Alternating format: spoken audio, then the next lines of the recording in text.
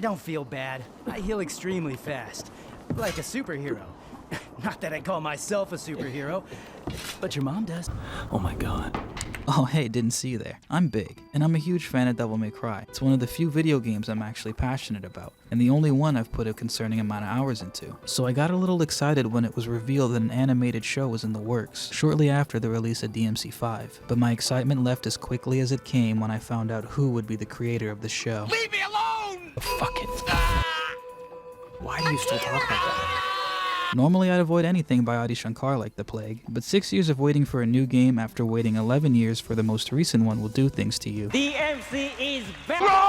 So let's just say I got a little desperate, and thought things couldn't get much worse after Peak of Impact flopped. And oh boy, was I wrong. Get off my back. There are a few good things about it though. Some of the characters have amazing voice actors behind them, with my favorites being the White Rabbit played by Hoon Lee, Johnny Young Bosch's Nero Dante, and the Vice President of the United States played by Kevin Conroy. Never thought I'd see you again, old friend. The soundtrack was also pretty solid, with a mixture of original tracks with remix songs from the games, with the remixes being not so good, but it wasn't the worst thing in the world, so it's okay. It was animated by Studio Mir, who are single-handedly responsible for carrying another series I'm not too fond of, but that's besides the point. The backgrounds look great and the fight scenes are pretty fun to watch, with the production quality being a huge step up from the anime created by Madhouse almost 2 decades ago. But sadly, that's where the praise ends, because even with talented voice actors and animators, nothing could really save it from this. The Sapiens and their armies, unaware of the storm they ride into. I am that storm. That's not great. That's terrible. Corny dialogue has always been present in the series, but it's also part of the appeal of it and what gives DMC some of its identity. All of the games are extremely silly, but it commits to it while trying to tell a sincere story about its characters underneath it all. The Netflix show is the exact opposite. It's overly serious but tries to be goofy, has unintentionally bad dialogue, Superman son of a bitch got a name, and puts more emphasis on its plot than anything else, ultimately failing to capture what makes the series so special in its shows. What the hell is— But you don't have to take my word for it, just look at Dante. Despite what trailers and other promotional material might tell you, he's not actually the main character of the show. And is always sidelined due to him getting hurt or kidnapped. Even though they spend the first 2 episodes hyping him up to be this unstoppable force, he struggles a lot and gets taken out by everyone later on. He's something else. The way he moved, the hits he took. I'd be dead now if it wasn't for him. You lie! You lie! They do try to remedy this by giving you his backstory early on, but it's rushed and only given to you through short flashbacks or expository dialogue. Dad not around. Mom and twin brother brutally murdered by demons. After watching your whole family die. But at least they got his personality down, right? The way this usually goes is I do that, then drop a killer one-liner. What are they gonna do? Form half a Captain Planet? Not that I call myself a superhero, but your mom does.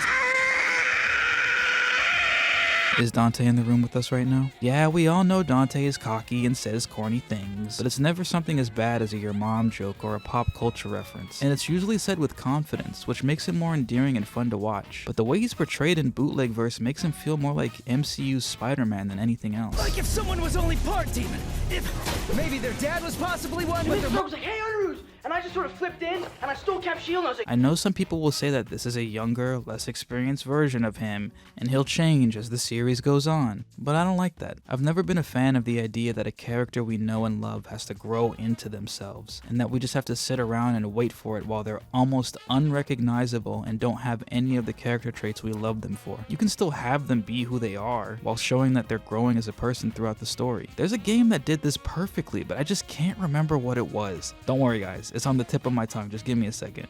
Just one more second and so if Dante's not the main character, then who is? Well, that title's shared between Lady and the White Rabbit, of course. Their stories are intertwined and they're given more screen time overall and even a full episode to show this. Even though the story focuses on them the most, their character arcs still fall flat due to pacing issues, since the show would rather focus on other things than what's interesting, like demon science fiction, the A-Team, they die, this guy, and Lady cursing every 5 seconds whenever she's on screen. Typical demon shit, motherfucker. This is evil as fuck. Fuck that. This dumb fuck. Carrot munching motherfucker. They're really fucking balls.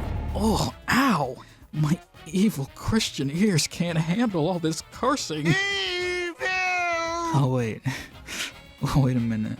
You thought the demons were the bad guys? No, silly goose. Clearly they're just completely helpless and innocent refugees, hiding from Uncle Sam so they don't get killed for existing. Oh, wait, you serious? Ah, yes, Devil May Cry, known for its deep and thought-provoking political commentary. And they're so subtle about it, too. Adi, you son of a bitch, you've done it again. So yeah, most of the demons in the show are not bad people at all. Just helpless Makai trying to live among humans, since the world they come from is filled with oppression and poisonous air. Lady, our main protagonist, finds this out after one of them lets her into their home when she's in a life-or-death situation. You must be one of the good ones.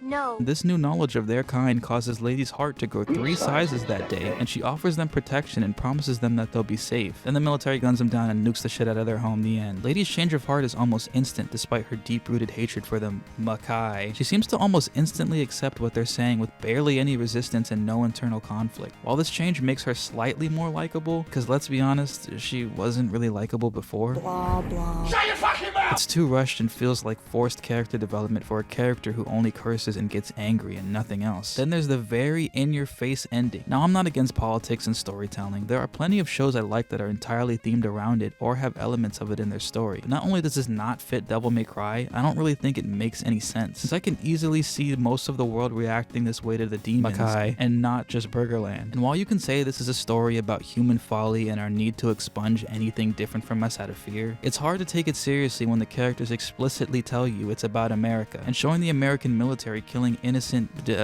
people instead of doing something more effective like showing that normal people can discriminate against innocent Makai too. Society is to blame. Focusing on stuff like this leaves everyone underdeveloped, but also messes up established lore that defines the series. And yes, despite what the Reddit memes might tell you, DMC isn't just wacky woohoo, plastic sigma, dead weight, a storm as resident, judgment cut, pull my pizza chair, hee berry delight. Yeah, don't all laugh in unison, guys. On the surface, it may not seem like it, but Devil May Cry writes its characters with a lot more depth than you'd think, especially Dante, who's the heart of the series. His internal conflict about Sparda's heroic legacy and his half-demon blood are things that define who he is. Since he hates his demonic blood, he only accepts the human part of himself until he realizes how important it is to accept both, and that he himself is a part of his father's legacy too. And his actions carry on Sparda's will and spirit. But the Netflix show said, fuck all that shit. Sparda never woke up to justice and wasn't really all that special to begin with, making his rebellion against Mundus pointless since demons aren't actually evil, which means he intentionally helped oppress his own kind by closing the door to the human world in their faces. Not really much of a hero if you ask me, and apparently not much of a father either, since in the series Dante doesn't even know who Sparda is or that he's his son. Everyone else tries to tell him that he's half demon, but Dante, while kidnapped, doesn't believe it until the White Rabbit tells him about his father. And after a quick flashback, he fully accepts who he is, gaining a newfound respect for his daddy and a new understanding of himself with no proper build-up, setup, or internal conflict. I'm starting to notice a pattern here. Boy, you guys are not sucking me into the story at all. But Big, the show doesn't need to follow the established lore.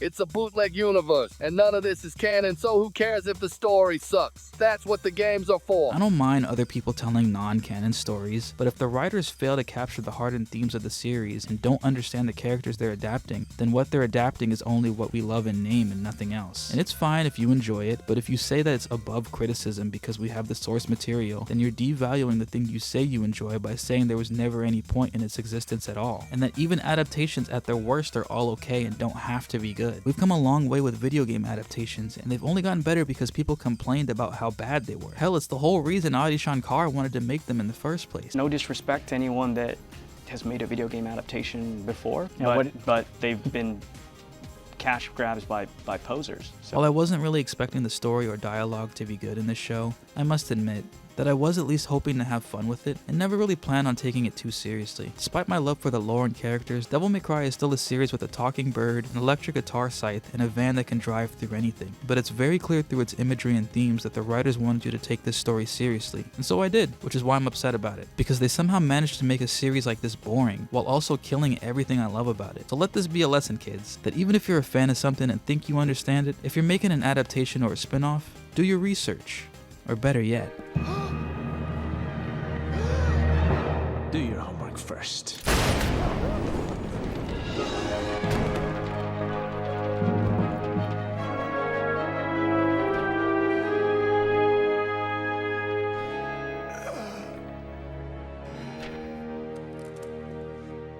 And the rest is silence.